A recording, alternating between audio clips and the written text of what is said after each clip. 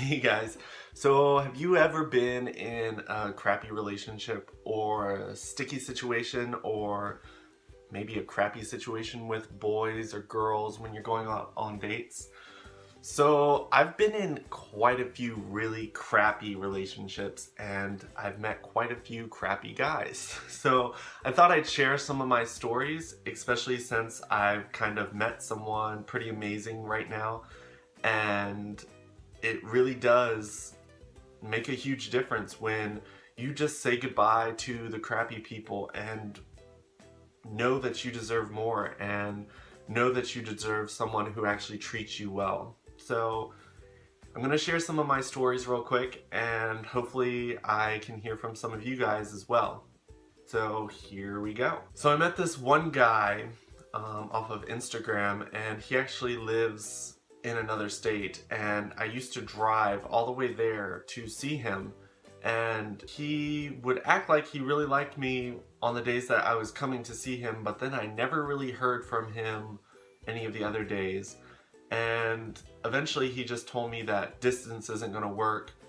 And the funny thing is, he got to that point in the relationship when I told him that I'd like to see him drive up here to see me because there's things I want to show him around Virginia, and that's when the relationship just kind of disappeared. Then another guy I met, we talked pretty much like every day, and then all of a sudden he started putting distance between us, and it kind of sucked because we were once again several states apart, and I mean I was planning on moving, and then he just kind of disappeared. And he said it was because he was busy, but everyone knows that it's not that hard to send a text. It's actually really simple just to say, hey, what's up? And then I'll text back, hey, I'm at work, having a good day, how about you?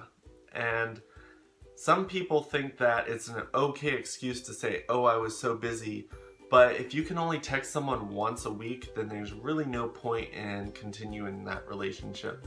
So another guy that I talked to kind of came into my life right after I had lost my most recent boyfriend.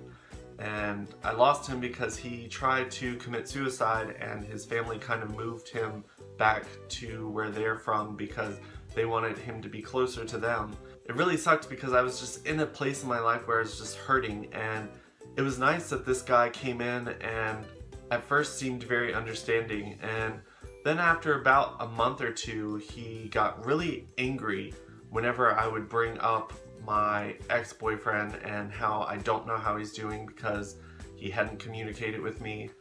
And it kind of sucked to have someone pretend to be there for you and you kind of depended on them for support, and then all of a sudden they're very angry at you for leaning on them and needing support. So needless to say, that relationship also ended. So another guy that I had been talking to for a while was from Florida, which was where I was planning on moving. He was actually telling me that his brother lives up here in Virginia and that he would love to come up and meet me and also spend some time with his brother.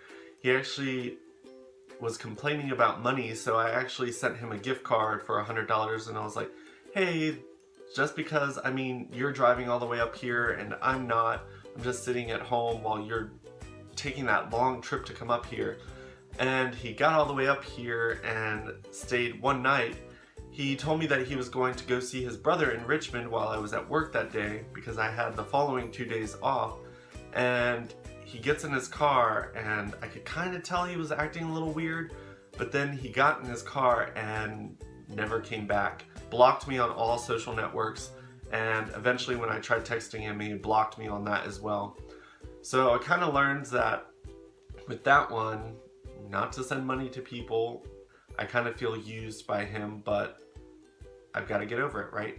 One guy that I had met when I first moved back to Virginia, he seemed really nice and we got along. There were several times when we hung out, I actually got to meet his family. I introduced him to mine, and then I realized that we had nothing in common because I was trying to take him to a waterfall that my family and I love going to, and he started cursing and saying that he would never do stuff like this. And I was just like, oh wow, I cannot date someone who is not willing to at least try to enjoy it. Like the entire trip, he was just upset that we were there, and I was just like, okay, this is not happening.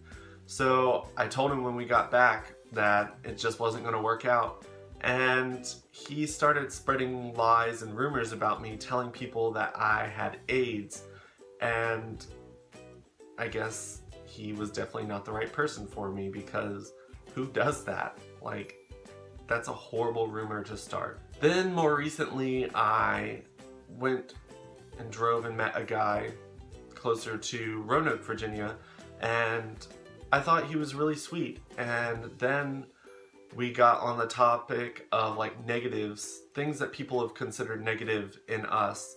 I was telling him that one thing that I've dealt with in the past with boys was jealousy problems, and I was just saying I have a YouTube channel and I do stuff on social networks, so I kind of have to communicate with people to get my name out there.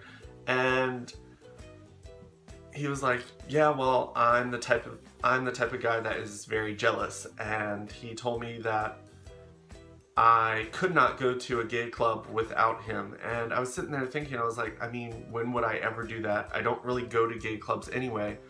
But then I was like, well, I mean, if I ever went to the gay club, I would definitely tell you, because I was thinking in my head, like, we're going to Playlist Live this year, and I'm with my friend Eddie and Meg, and Meg's never been to a gay club in DC, and I have never been to a DC club with Eddie, so I was like, I don't want to tell someone that I'm not going to go to a gay club if that's what I want to do. I feel like he should trust me enough to know that I'm going with my friends and I'd be leaving with my friends, and I'm not going to the club because I want to get in someone's pants. I'm going to the club to have fun, which is why I've always gone to the club. I've always gone for dancing, never gone for drinking. Yes, I've drank at the club once or twice, but the main thing I go to clubs for is just to dance and just have a good time with my friends and just let the world kind of just dissolve around me so that I can actually just relax for a little bit. So to have a guy tell me that I could not do that, it was just like, next. Then the most recent guy I talked to was actually still talking to his ex, and they ended up starting to date again while we were still talking, and he was allowing me to buy him food and gifts and stuff. And it's kind of a huge slap in the face. I could kind of tell that things were different and he was acting different, and when I bring that up, he kind of got really defensive, and that was a sure sign that something was up. I started to kind of guess what he was doing, and then I finally got him to just admit it. I tried being friends with him afterwards, but it was really hard to look at him without thinking this guy was willing to continue to lie to me, so I had to cut that short and end it, because I really can't be friends with people who lie to me. And the fact that he kept doing it, and then even after I caught him in the lie, he still tried to cover it up. I just couldn't continue that relationship with him as friends or future boyfriends, so I cut that one loose as well. Then I had the relationship right before I met him, where my boyfriend was always telling me that the relationship wasn't going to last any longer than college, that every single time one of my friends like talked about him and I getting a place together, or him and I settling down, or they could see him and I doing this in the future, he'd always make statements about how he didn't see our relationship going anywhere, and that kind of sucked. So I also ended that relationship.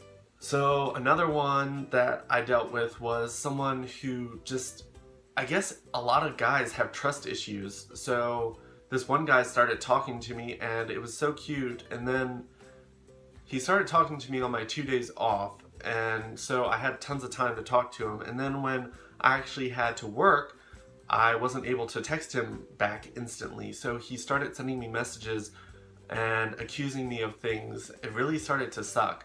I'm not going to talk to a guy who's constantly accusing me of things. I don't feel like I should have to defend myself when I've done nothing wrong. So when a guy starts doing that, I'm just like, see ya. So the worst relationship that I've been in was probably my first relationship. I was actually physically abused and mentally abused, And after that relationship, I knew that I would never let that happen to me again. So if anyone ever gets physical, I'm just like, okay, I'm out. Cannot do. I was thrown down a flight of steps. He had his hands around my throat at one point. There's actually times where I would push a bookshelf in front of my door so that he couldn't get in. And I actually slept with a knife beside my bed. So abusive relationships are definitely not good, and mentally abusive relationships are just as bad. So if you're in one of those, get out. It's not worth it. There are plenty of people out there that are amazing and that are going to make you feel special, and you'll never have to worry about being hit. But yeah, so on a positive note, I have met someone amazing. We've kind of been taking things really slow, but I don't know, just every second I'm with him, I'm just happy. And every second I get to spend with him, I just start to like him more and more and more. We actually use the word I love you now, and it just feels great. I just feel so safe, and I just feel like I can trust him with everything, and it's so different than every relationship I've ever been in. He can tell when I'm upset. Sometimes he's wrong, but it's still nice that he asks me what's wrong, even if there's not anything wrong. But I really just enjoy being around him, and I've introduced him to my mom. My sister saw him actually the first day that I bumped into him in public, and she hasn't really met him since then, but I've brought him to my family's farm to show him around, and I don't know, it was so cute. Everything about it is just amazing. Like, our first date, he took me to get ice cream, and even though it was so hot and the ice cream was just dripping everywhere and making a huge mess, it was still cute. And then I took him to the bike trail, and we were hiking that, and then we went under the bridge and we were sitting there talking, and that's the first place we kissed, and I just think it's the cutest thing, and I just can't get enough of him. But I hope you guys enjoyed this video. I hope I didn't talk too much, but I will see you guys next week, and please leave some comments in the boxes below about your relationships if you have any crazy ones like I did. Bye guys.